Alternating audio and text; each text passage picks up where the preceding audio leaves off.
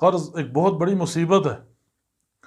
نبی علیہ الصلوۃ والسلام فرماتے ہیں قرض دار کو جھوٹ بھی بولنا پڑتا ہے، وعدہ خلافی بھی کرنی پڑتی ہے۔ کبھی مانگنے والا آتا ہے، اس کے ساتھ انسان جھوٹ بولتا ہے، وعدہ کرتا ہے، وعدہ خلافی کر جاتا ہے۔ اسی لیے نبی علیہ الصلوۃ والسلام نے اس سے پناہ بھی مانگی ہے، اور اگر یہ چڑھ جائے تو اس سے جان چھڑانے کے لیے نبی علیہ الصلوۃ والسلام کی ایک دعا موجود ہے۔ امام ترمذی علیہ رحمہ اپنی حدیث کی کتاب سنن ترمذی کے اندر، اور امام احمد بن حنبل رحمہ اللہ اپنی مسند کے اندر ایک روایت نقل کرتے ہیں۔ ایک مکاتب غلام جناب علی بن ابی طالب رضی اللہ تعالیٰ عنہ کے پاس حاضر ہوتا ہے اور آ کر کہتا ہے انی قد عجزت عن مکاتبتی، اے جناب علی میں اپنی مکاتبت سے تنگ آ چکا ہوں۔ مکاتبت کیا ہوتی ہے؟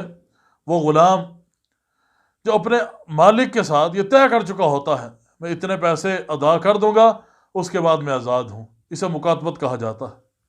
اس نے مکاتبت کر لی، اب اس سے پیسے ادا نہیں ہوئے جا رہے۔ جناب علی رضی اللہ تعالیٰ عنہ کے پاس آتا ہے اور آ کہتا فاعنی، میری مدد کیجیے۔ جناب علی کیا فرماتے ہیں؟ الا اعلمک کلمات علمنیہن رسول اللہ صلی اللہ علیہ وسلم، کیا میں تمہیں ایسے کلمات نہ سکھاؤں جو جناب رسول اللہ صلی اللہ علیہ وسلم نے مجھے سکھائے؟ کیا فائدہ ہوگا؟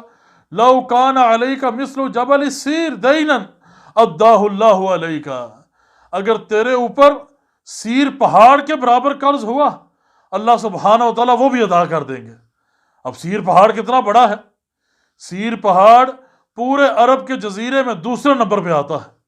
پہلے نمبر پر وہ پہاڑ جو منسوب ہے جناب شعیب علیہ الصلوۃ والسلام کی طرف، وہ پہلے نمبر پہ آتا ہے۔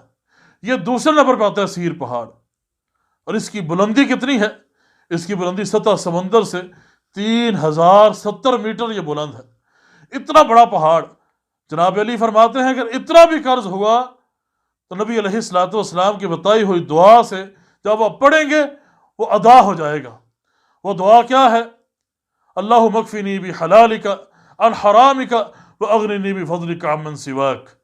یہ دعا ہے، یہ بڑی بہترین دعا ہے، جس نے بھی پڑھی اللہ سبحانہ و تعالیٰ نے اپنے فضل کے ساتھ اس کا قرض ادا کر دیا۔